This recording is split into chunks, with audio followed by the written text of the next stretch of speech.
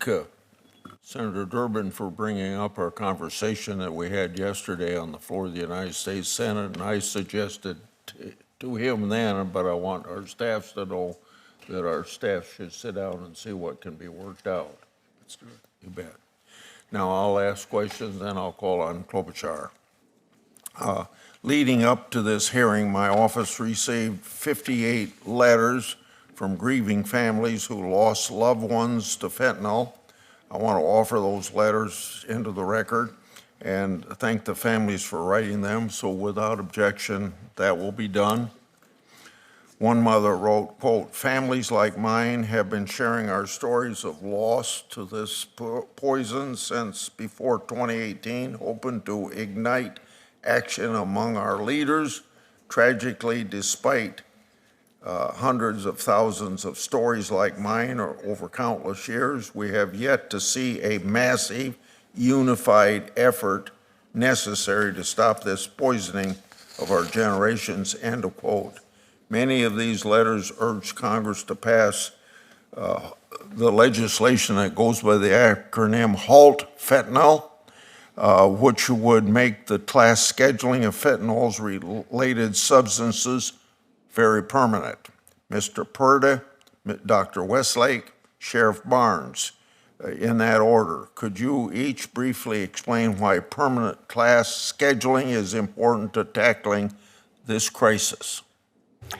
I believe that it'll increase penalties for trafficking and distribution.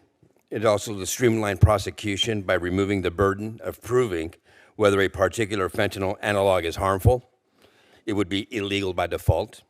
And it would give authorities greater flexibility as well to target emerging fentanyl analogs before they flood the market. Dr. Westlake. So I think it goes back to the whole point of me coming up with this idea was to stop the creation of these. So what this does is it stops them from existing to begin with. We looked at all the possible bioactive modifications to the fentanyl molecule and surgically scheduled those modifications. And so what it's done, and it's proven to be done so, is it stopped them from existing in the first place. So no one's going to jail for them. No one's dying from them because they don't exist. It's the perfect form of prevention. There's a lot of disease.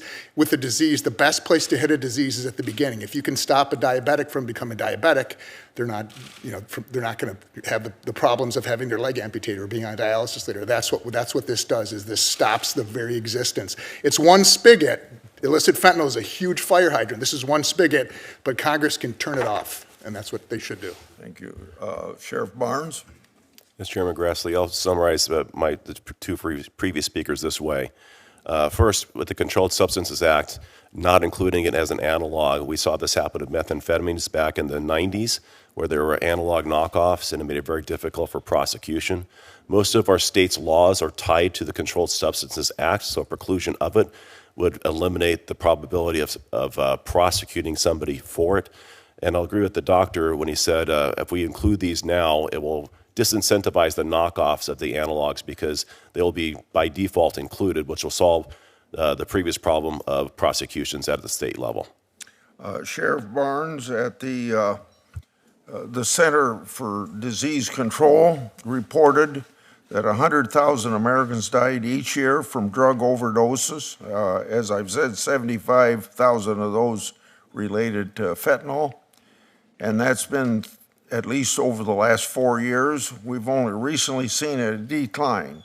Do you think that we've got a handle on the emergency drug threats? And if not, what do we need to do better? Chair Grassley, I don't believe we have a handle on it. I think we're finally responding to it. The CDC first reported back in 2014, just over 10 years ago, 4% of the nation's drug-related deaths were attributed to fentanyl. 5 years later, that increased tenfold to 40% and almost doubled all over again in the 5 years since. We've seen this coming. We've been non-responsive to it. So I think that we have seen an emergent trend. We have been playing defense. As I shared earlier with my response to Senator Cornyn, I believe it's not doing any one thing. It's doing a dozen things simultaneously that's going to put us in a better position. And first and foremost, as much as people don't want to recognize it, we have to deal with the demand side of this issue north of the border with our addiction crisis in this country to get people in sobriety, which will then deal with the narcotics economy on the supply chain side of it by eliminating the need for the narcotics north of the border. I think that's the most important thing that we can do as a country. My last question will have to be to Mr. Perda. Thank you for sharing your son's story. I said that before, but we can't say it too often. Some folks have said that scheduling fentanyl-related substances as a class creates a system that over-criminalizes drug crimes. What's your response to that? I'm Hispanic American. I'm Colombian American. And I believe that a lot, if not the grand majority of the children who are dying today. The New England Journal of Medicine came out with a report in January of 2024, and it came to the conclusion that in 2020, we were losing 22 non-addicted children in the United States of America per week between the ages of 14 and 18 years of age, mostly driven by illicit fentanyl pills that were deceptively sold to them. Are we to stand back and not do anything because we're going to over-criminalize this?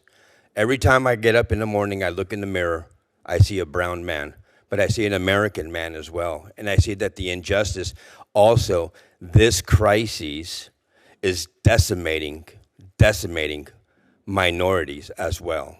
This does not discriminate on your age, it doesn't discriminate your race, it doesn't discriminate your religion, your socioeconomic status, it doesn't discriminate. It's taking everyone by storm. And we as a nation have to come together and we have to do something to stop this.